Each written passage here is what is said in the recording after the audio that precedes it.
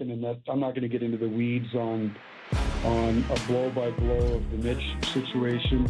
I think Mitch is a tremendous player. I said it the day I got here. He's a top player. He's an unbelievable talent. Just look at his statistical, production since he's entered the league. His time with the Leafs, he was a great Leaf. We approached Mitch's camp. Really, even from the time that I got here, about what his plans were.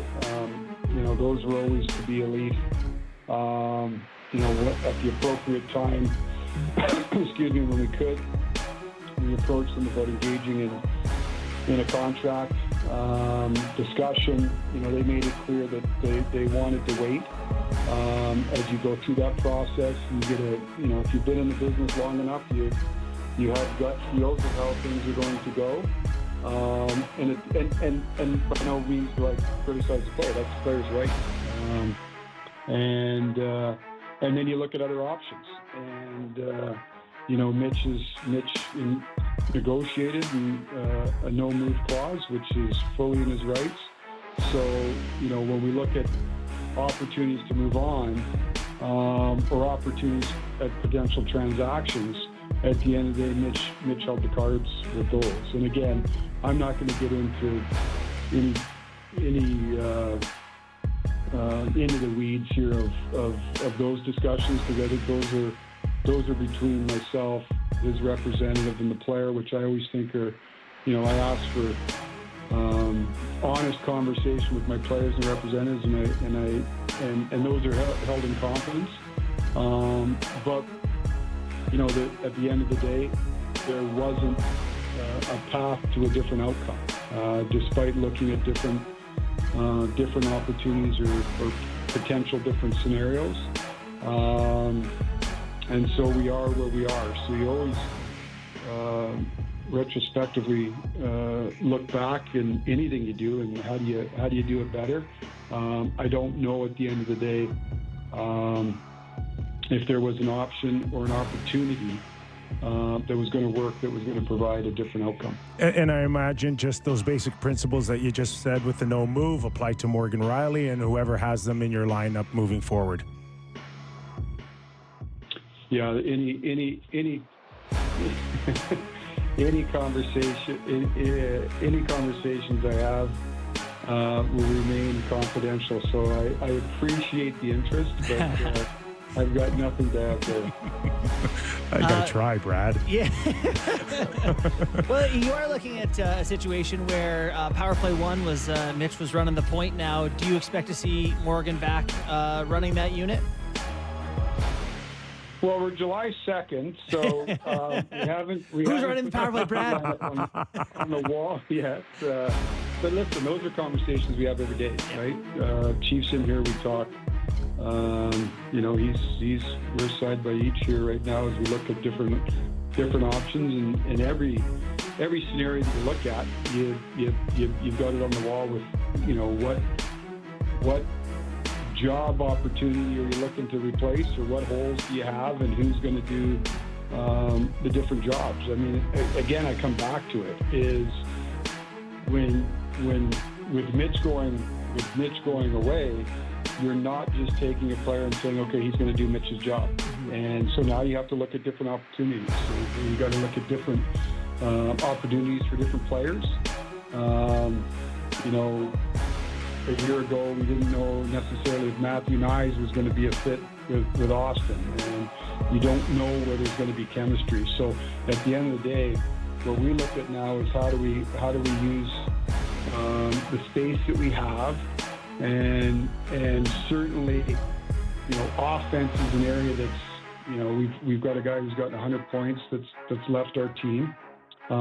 We think we've replaced a little bit of ability here with Michelli, but we've got to do more. And all the different things that Mitch did, whether it be on the power play, whether it be 5-on-5 and penalty killing, those are just areas we need to replace. So whether that's certain players in our team taking on more, taking on some different roles, and certainly looking to add to our roster to help fill that in. So Probably a long way of answering. I don't know exactly yet what our power play, how that's going to break down. We have certainly some ideas and some options and lots of discussion on it, and we'll see how the days unfold here moving forward as we get closer to camp. So with Mitch Marner gone, where are you on your DNA? You still looking for a few more molecules? Yeah, it's surprising how a guy makes a comment. It's different, apparently. And I get it. Again, the whole idea of that comment, we sometimes forget how the context or how the context of the question that was raised. And a lot of it was, when I look back in the 2 years that I've been here, and listen, you get to the end of the season, everybody's emotional, right? You lose in Game 7 of the second round, and it feels like you haven't made the playoffs in 10 years, right? So you have to take a step back. My observation is there's a lot of good things that happened with our team last year. Now, in that particular series, at very critical moments, and as I mentioned, we were in some critical moments. Game 6 was a critical moment. We Game 6 in Ottawa was a critical moment. But I found in the 2 years that I've been here, we were short some bodies in Game 7 in Boston. We lose 2-1 in overtime, or we lose an overtime game in Game 7. We didn't have good games in Game 5 and Game 7 here. I look at it doesn't get talked about, I don't think, but Game 3 was a great opportunity too. We're in overtime to go up 3-0 in that lead, but certainly the way it ends in Game 7, in a critical area, a critical moment, we need to be better. So that's where our DNA, and it's not just airlifting in 20 new players and shooting everybody that's here. That's just, I get the emotional reaction from people. It's how can we be better? How do we improve? How do we improve mentally? How do we improve in those moments that are critical? And certainly, personnel is one, preparation's another, mental toughness is another. So there's a lot that goes into it. And, I know the easy reaction is any player that's signed, it gets stuck to DNA. But just to give a little context of behind the headline of what I was talking about with that answer. That's great stuff. So we'll help you turn the page to the guys who are here. Like Michelli, excited to see what he can do. Tell us a little bit about your expectations for Nick Waugh, why he was someone you targeted. And then if you could just throw in a comment on Pizzetta, who I absolutely love watching play hockey, that would make me happy as well. Yeah, well, with Nick, I think Nick is, he may not be the big sexy name, but to me, Nick's a player that helps you win. And if you're trying to be a winning team, you need, we've heard Lou talk about it in years past. It's like building an orchestra. You need everybody in the right chair. And Nick was in a situation in Vegas where, he's playing behind Eichel, Carlson, Hurdle.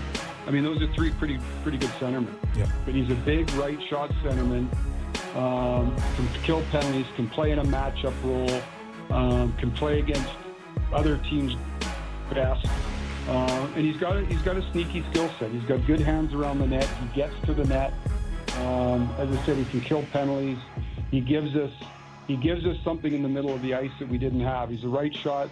It's a right shot penalty killing option. So right shot face-off, strong side face-off. It gives us another option there. And really, just to give you a little insight in your team building standpoint is, we all get infatuated with 1, 2, 3, 4 in terms of lines and first line centers and second line centers, and probably